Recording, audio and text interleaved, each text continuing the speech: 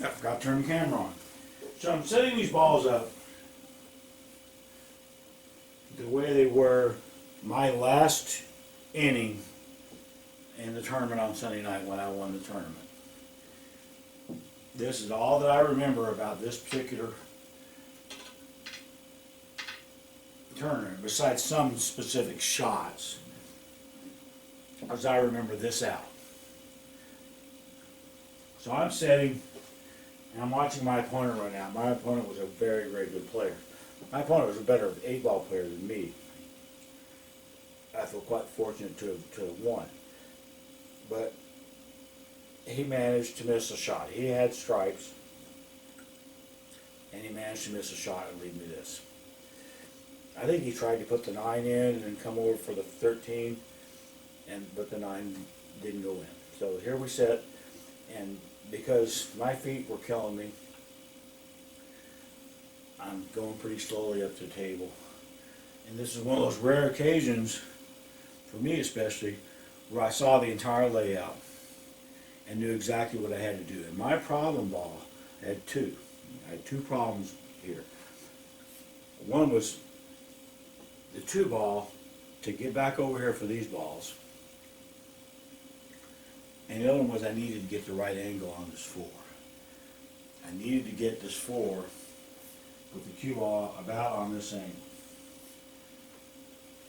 Because I needed to shoot the 4, draw over here, and back for the 8.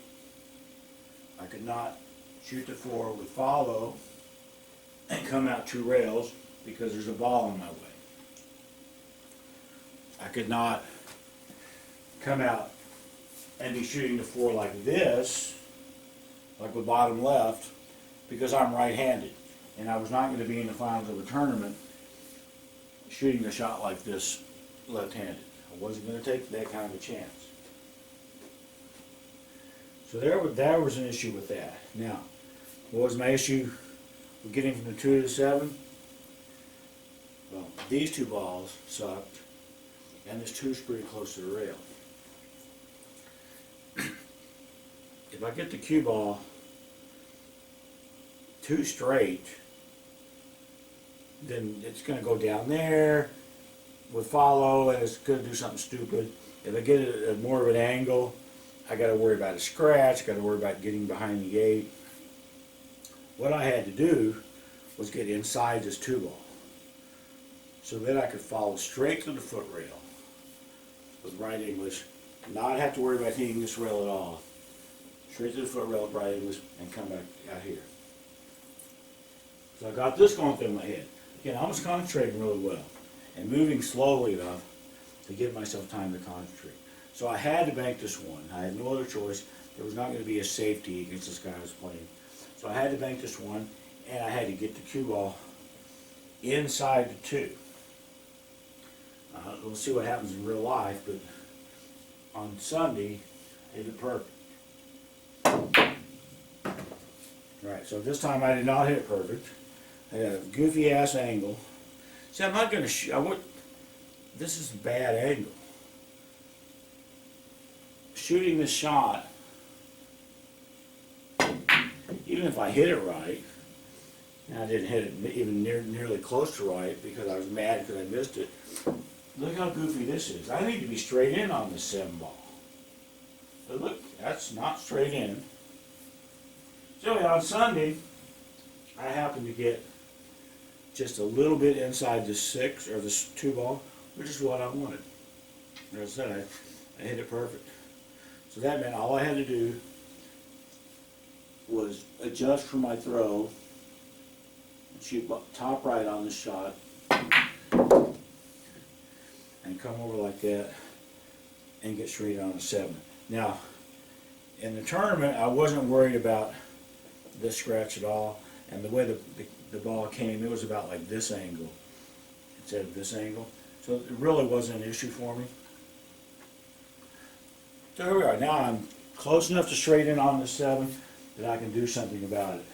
This is actually just about the angle I had, I think. I'm not perfect on the 7 because in order to bounce out here, remember I want to be straight in. I want to be like, I don't want to be straight in like this. That's not what I meant. I want to be like this on the floor. I do have to hit the 7 pretty hard.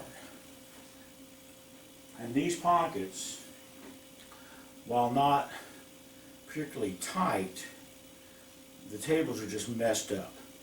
And there's the leather of the pockets interfered with a lot of shots. There are a lot of shots that you feel like you hit perfectly, and then they bobble because they hit that leather on the way in. And this happened to everybody in the tournament.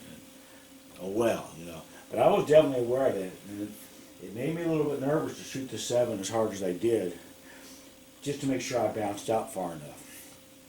But again, I had to do it. I couldn't take any other route.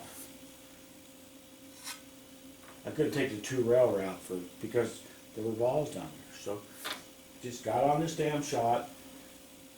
Because I was shooting it hard, I felt like I needed to cut it a little bit more than what like my initial thought was, and so that's what I did. I basically just made sure I cut it enough instead of cut it more. I just made damn sure I was cutting it enough. And again, had to shoot it hard. Yeah, and that's just about exactly what happened. Ball went in. So here I sit. I got the right angle on the floor. All I gotta do is bottom right. And that's what I did.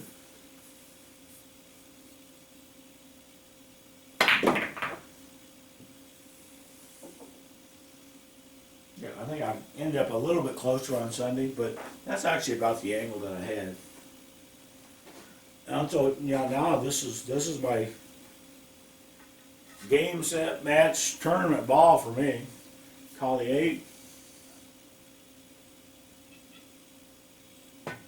And as soon as I hit that ball, that cue ball, I knew that the 8 was going in. When I hit it and I knew the 8 was going in, that's when I let my concentration break. And I told him, I'm still down here, I'm like, you just won this tournament. As soon as that cue ball started moving, I knew that the ball was going to win. You just won this tournament. That was my breaking concentration. Possibly the only one I had, the entire match. So yeah, that was cool. This was an interesting run out for me, not because it was super tough, was because there were a couple of potential issues, and I saw them, where a lot of times I don't see them. A lot of times I'll play area. Okay, there's 2 balls here. If I get the cue ball in this area, I can make these 2. And then I can make these 3, whatever. I do that kind of thing a lot. And a lot of times that works. But in this particular situation, I didn't feel like any chances were, no, don't take chances against the guy I was playing against. And so I didn't. I tried to plan everything out to where there was not going to be any screw-ups or whatever, because I didn't plan everything out well enough. Now, I guess it worked.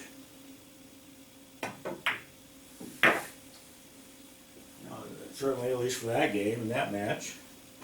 One of the really weird things about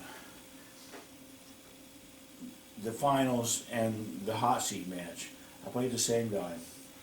And the guy's a better player than me, better 8-ball player than me, certainly. I just happened to win. And he's an acquaintance of mine. I don't know.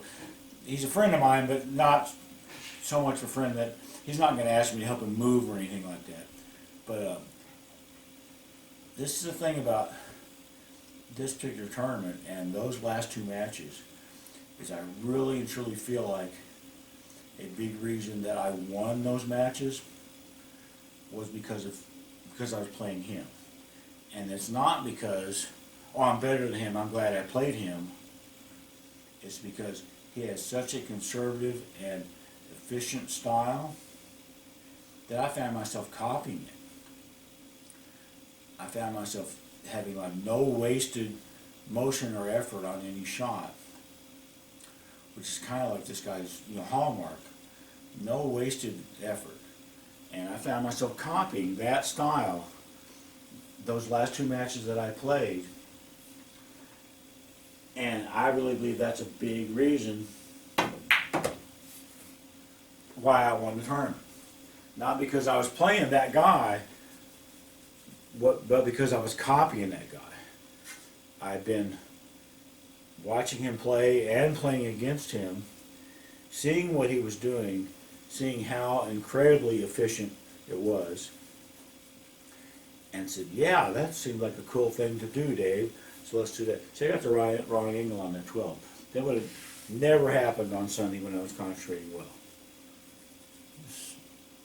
Something making noise up here. I hope it's not a bear or anything. I don't know what that is. Yeah, I would have never gotten this wrong angle. I would have walked over here and looked instead of yammering at the camera. But that's okay. I'm allowed to yammer at the camera sometimes. Y'all didn't see that foul, did you? I didn't get shape anyway. I did not deserve to get shape because I fouled that shot. Anyway, that is this little silly video. I thought it was an interesting out. I wish I could remember more about it because, you know, as I said before, I did play well.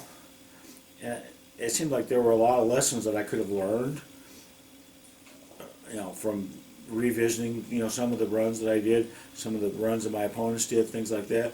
But I just don't remember anything about this damn tournament, except I made it 8 on a break once, and then that last out. That's all I remember. I guess that's it for this video. Right there.